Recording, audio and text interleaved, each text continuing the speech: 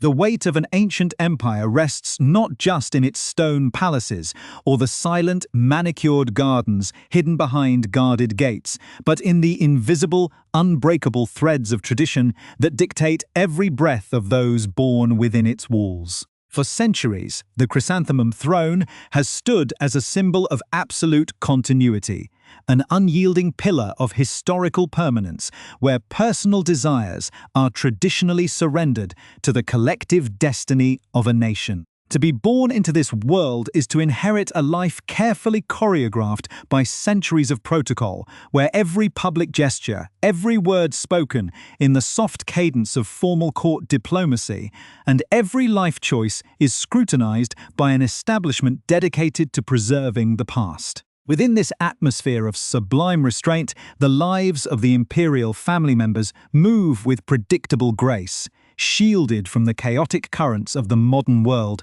yet entirely subject to its quiet, relentless pressures. The halls of Tokyo's imperial residences are filled with the heavy silence of obligations that have outlived generations, creating a world where the boundary between public duty and private identity becomes so blurred that it often disappears entirely. It is against this backdrop of timeless ritual and profound isolation that the quiet stirrings of a human heart can become a catalyst for unprecedented transformation, challenging the very definition of what it means to serve a modern nation while carrying the burden of an ancient name. As the world outside these palace walls rapidly accelerates into an era of digital immediacy and shifting social values. The tension between ancient imperial expectations and the universal human desire for personal autonomy grows increasingly palpable. For the younger generation of the imperial house, navigating this delicate balance requires an extraordinary amount of emotional fortitude, as they must constantly reconcile their deeply ingrained respect for history with their own evolving identities as modern global citizens. The public watches these young figures with a mixture of reverence and intense curiosity, looking for any sign of how the oldest continuous hereditary monarchy in the world will adapt to the challenges of the 21st century. Every academic pursuit, every artistic endeavor, and every subtle departure from established custom becomes a subject of intense analysis by a society torn between a desire to preserve its unique heritage and a contemporary instinct to champion individual freedom. This constant undercurrent of observation creates a uniquely high-stakes environment where even the most ordinary milestones of youth are magnified into events of profound national significance, setting the stage for a narrative that would eventually captivate observers far beyond the borders of Japan. If you find yourself drawn to these fascinating intersections of history, duty, and human emotion, please take a brief moment to subscribe to our channel so that you never miss the deep analytical explorations we bring to you in every episode. The journey toward an independent life within such a rigid framework often begins in the deceptively normal environments of higher education, where the strict hierarchies of court life are temporarily replaced by the egalitarian pursuits of academic discovery. It was within the classrooms and leafy walkways of Tokyo's International Christian University that a quiet convergence of two entirely different worlds took place,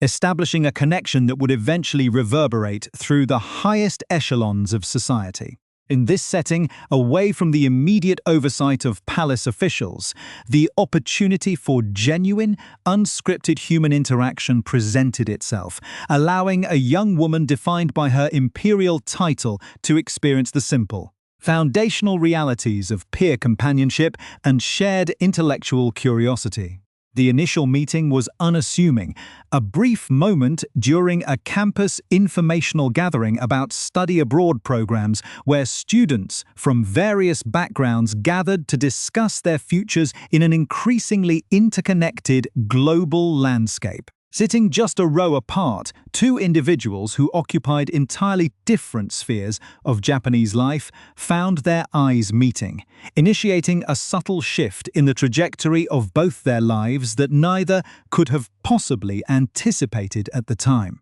The contrast between them was stark in terms of social standing,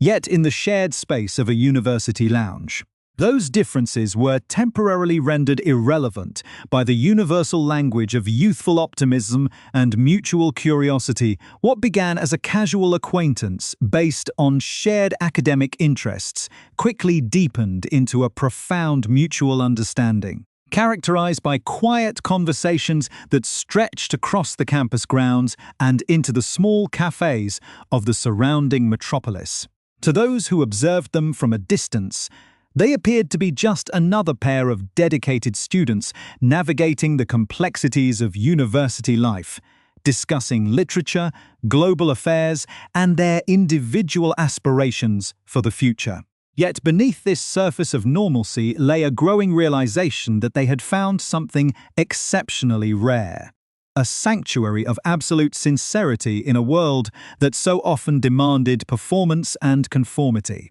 The young man possessed an easy, bright confidence that seemed to radiate a natural warmth, and qualities that provided a grounding contrast to the immense pressures and structured isolation that had characterized the young woman's entire upbringing. His industrious nature and unwavering focus on his goals spoke to a strength of character that was immediately recognizable, offering a sense of stability and genuine companionship that was entirely free from the calculated motivations that often complicate relationships within elite circles. As they spent more time together, navigating the quiet spaces of Tokyo and sharing their thoughts on everything from art to the challenges of modern life, a bond was forged that was rooted not in titles or societal expectations, but in a deep, mutual respect for each other's intrinsic worth. This period of foundational closeness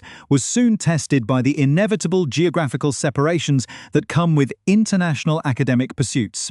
as both individuals sought to expand their horizons through studies in foreign lands. The relationship transitioned into a long-distance endeavor, with one pursuing advanced studies in the historic institutions of Great Britain, while the other immersed himself in the demanding legal and academic systems of the United States. This vast physical distance, spanning continents and time zones, required a reliance on modern communication and an enduring trust that only served to strengthen the invisible connection they had established in Tokyo. Far from the watchful eyes of the domestic media and the rigid atmosphere of the imperial court, they each navigated their respective foreign environments, growing independently while remaining deeply tethered to the shared promise they had made to one another. The letters, messages, and late-night conversations across oceans became a lifeline, a private world where they could speak candidly about their experiences, their anxieties, and their unfolding dreams. It was during these years of separation that the true resilience of their connection was demonstrated, proving that the bond formed in the quiet corners of a university campus was capable of withstanding not only the pressures of royal protocol, but also the formidable challenges of time and space upon their return to Japan. The strength of this enduring connection culminated in a private decision that would alter the course of their lives forever, setting them on a path toward a public announcement that would shock the nation. During a quiet evening after dinner in the bustling heart of Tokyo, a formal promise was made, a mutual commitment to face whatever challenges lay ahead as a united front, sharing a future that they would define on their own terms. When this private understanding was finally presented to the young woman's parents, it was introduced not merely as a youthful romance, but as a deliberate, deeply considered choice to share a lifetime with a partner who had proven to be an invaluable source of strength and emotional clarity. The family, recognizing the depth of the commitment, offered their initial support. leading to the scheduling of an official public announcement that was intended to celebrate the upcoming union of an imperial princess and a dedicated young professional. In the late summer of 2017, the couple stood before the media for the first time, their smiles reflecting a genuine happiness that momentarily masked the immense institutional and societal pressures that were already beginning to gather around them. Preparing to test the limits of their resolve in ways they could scarcely imagine, the announcement of an imperial engagement is traditionally a moment of national celebration, a harmonious blending of history and contemporary hope that unites the public in a shared sense of cultural continuity. However, the initial wave of goodwill that greeted the young couple in the late summer of 2017 was quickly met by a shifting tide of public sentiment as the relentless mechanics of modern media began to focus on the background of the young man who had captured the princess's heart. In a society that places an extraordinary premium on financial stability, social propriety, and unblemished family reputations, the sudden emergence of a private financial dispute involving the young man's mother became an immediate lightning rod for intense public scrutiny. Weekly tabloids and digital news platforms, sensing a narrative that could generate massive public engagement, began to dissect every aspect of the family's private life, transforming an ordinary civil disagreement over a past loan into a full-blown national scandal. The intensity of this coverage created an atmosphere of profound unease, as the public began to question whether an individual connected to such financial complications was a suitable match for a prominent member of the ancient imperial household. The quiet dignity that had characterized the couple's relationship was suddenly subjected to the loud, chaotic court of public opinion, where nuance was lost and sensationalism reigned supreme. As the weeks turned into months, the media campaign grew increasingly aggressive, shifting its focus from the specific financial dispute to a broader critique of the young man's character, motives, and overall worthiness. Editorial columns and television talk shows dedicated hours of coverage to analyzing the potential impact of this union on the prestige of the Chrysanthemum Throne, effectively putting the young couple's love on trial before the entire nation. The relentless pressure began to take a severe toll, not only on the individuals involved, but also on the institutional framework of the imperial court, which traditionally operates far above the fray of tabloid gossip and public controversy. In response to the escalating crisis, palace officials made the unprecedented decision to postpone the scheduled wedding ceremonies, citing a need for more time to prepare and to allow the public fervor to subside. This postponement, rather than calming the situation, was widely interpreted by the media as a sign of institutional hesitation, which only served to fuel further speculation and deepen the narrative of a romance under siege. The young man, finding himself at the center of a national firestorm and unable to defend himself effectively within the constraints of Japanese societal expectations, made the difficult decision to leave the country to pursue further legal education in the United States, creating a profound physical separation at a time when they needed each other's support the most. This departure marked the beginning of a prolonged period of exile and intense long-distance separation, during which the young man immersed himself in the rigorous academic environment of a New York law school, far away from the intense media scrutiny of Tokyo. Yet, even across the vast expanse of the Pacific Ocean,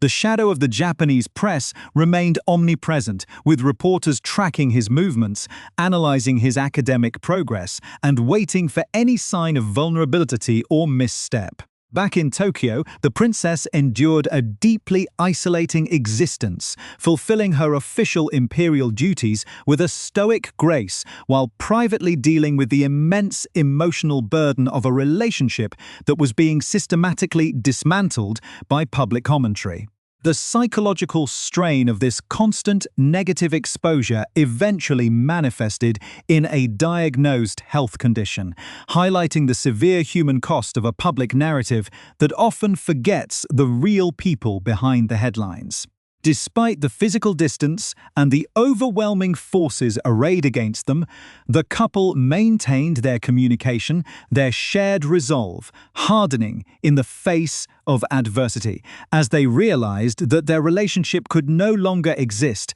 within the traditional framework of imperial expectations. They were forced to contemplate a future that would require a complete break from the past. A choice between the security of royal status and the uncertain freedom of an independent life together. When the young man finally completed his legal studies and prepared to return to Japan after years of absence, the media anticipation reached a fever pitch, culminating in a public reaction that bordered on the absurd. As he emerged into the public eye at an American airport, the cameras focused not on his academic achievements or his readiness to practice law, but on his physical appearance, specifically the fact that he had grown his hair long and tied it into a neat ponytail. This stylistic choice was immediately seized upon by conservative commentators and tabloid journalists in Japan as a profound sign of disrespect, a visual manifestation of someone who allegedly lacked the decorum and seriousness required to marry into the imperial family. For days, national television networks broadcasted close-up images of his hair, hosting panels of cultural experts who debated whether a man with a ponytail possessed the necessary moral character to be the husband of a princess. This extraordinary media frenzy exposed the deep cultural divide within the country, contrasting a rigid, traditionalist view of propriety with a younger generation that viewed the obsession over a hairstyle as an outdated and unfair form of character assassination. The ponytail became a symbol of the young man's independence, a quiet refusal to conform to the precise, sterile expectations of an establishment that had spent years criticizing his family, signaling that he was returning not as a submissive petitioner, but as a mature man ready to claim his future. The atmosphere surrounding his arrival in Tokyo was charged with an intensity usually reserved for major geopolitical events, with news helicopters tracking his vehicle from the airport and reporters crowding the streets outside his residence. The sheer volume of the coverage underscored the degree to which this private romance had been elevated into a national obsession, a cultural battleground where competing visions of modern Japanese identity were being contested. Within this high-pressure environment, the couple finally reunited, their first face-to-face meeting in years taking place behind closed doors, away from the lenses of the paparazzi who had monitored their every move. The contrast between the public chaos and their private certainty could not have been greater, as they finalized the arrangements for a marriage that would look completely different from any imperial wedding in modern history. Recognizing that a traditional ceremony would only provoke further public controversy and media circus, they made the courageous and unprecedented decision to bypass all royal rituals, opting instead for a simple administrative registration of their union. This choice was a powerful statement of their priorities, demonstrating that the substance of their commitment to one another was infinitely more valuable than the grand pageantry and societal approval that typically accompanies a royal marriage, setting the stage for a dramatic exit from the world they had always known. The final chapter of this historic struggle for personal autonomy was written not with the grand pageantry of ancient court rituals, but with the quiet stroke of a pen in a modest government office in Tokyo. On a Tuesday that will forever be remembered as a turning point in the history of the modern monarchy, the princess officially relinquished her royal status, stepping down from the pedestal of imperial privilege to become a private citizen. By choosing to marry the man she loved, she became the first female member of the imperial family in the post-war era to decline both a traditional wedding ceremony and the substantial financial dowry typically provided by the state to guarantee a former princess's standard of living. This massive financial sacrifice, amounting to more than $1 million, was a definitive answer to the critics who had spent years accusing the young couple of financial opportunism. By entering the marriage without state funds and without the protective shield of her title, she chose absolute independence over comfortable conformity, proving that her commitment was rooted entirely in a shared future built on mutual support and individual labor. The simplicity of their legal marriage registration stood as a stark contrast to the centuries of tradition that had preceded it. A quiet declaration that the human heart cannot be governed by institutional mandates, immediately following the low-key registration. The newly married couple appeared before the international press, not to celebrate a fairy tale ending, but to deliver a remarkably candid and dignified defense of their choices. Sitting side by side at a simple table, they faced the very media institutions that had spent 4 years subjecting their relationship to relentless scrutiny and character assassination. The former princess spoke first, her voice steady and clear as she described her new husband as an invaluable companion, a person whose presence had allowed her to navigate the immense psychological pressures of her public life. She explained to the world that their marriage was not a reckless act of defiance, but a necessary choice in order to live while carefully protecting their own hearts from the destructive forces of public malice. Her words revealed the deep emotional maturity that had been forged in the fires of controversy, transforming her from a sheltered royal figure into an independent woman who refused to let her life be dictated by others. When it was his turn to speak, the young husband looked directly into the cameras and declared his enduring love for his wife, stating his simple, profound desire to spend his one and only life protecting and cherishing the person he loved.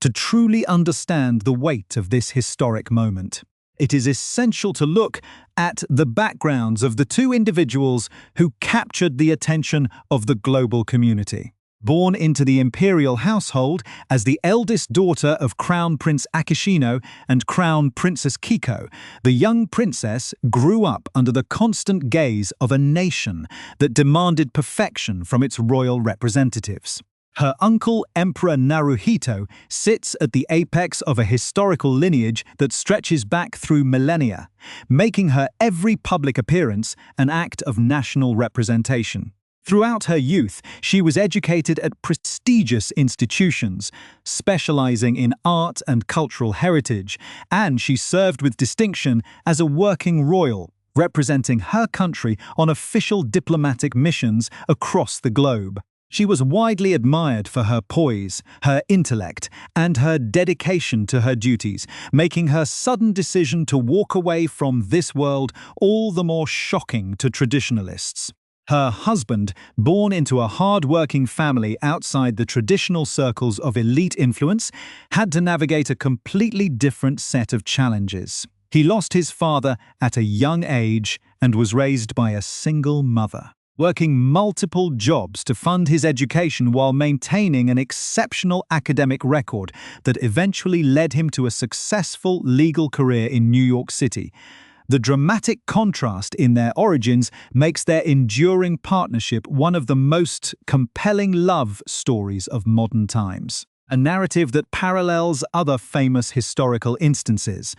where members of royal houses chose personal happiness over institutional obligations. Across the globe, observers immediately drew comparisons to the choices made by figures like the Duke and Duchess of Sussex, who similarly sought independence far away from the stifling atmosphere of traditional court expectations and media harassment. However, unlike their international counterparts, this young couple chose a path of absolute discretion, explicitly avoiding the spotlight and refusing to monetize their royal connections. After the press conference, they quietly packed their bags and departed for the United States, choosing the chaotic anonymity of New York City as the canvas upon which they would paint their new life together. In this vast metropolis, far removed from the watchful eyes of the Tokyo press corps, they have built a life centered around ordinary professional pursuits.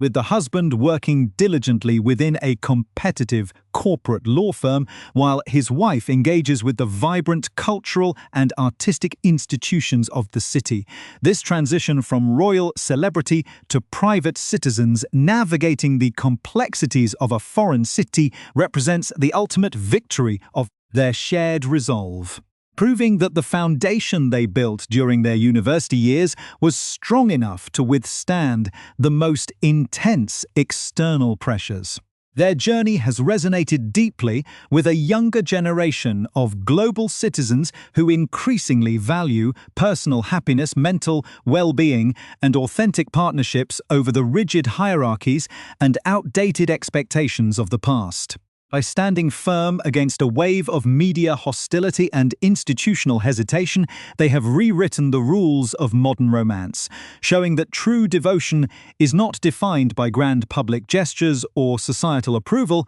but by the quiet, daily commitment to support one another through life's inevitable storms. As they walk together through the crowded streets of their new home, free from the burdens of an ancient throne, their story stands as an enduring testament to the power of a genuine connection, a reminder that even in a world dominated by tradition and public scrutiny, love can still find a way to conquer all odds.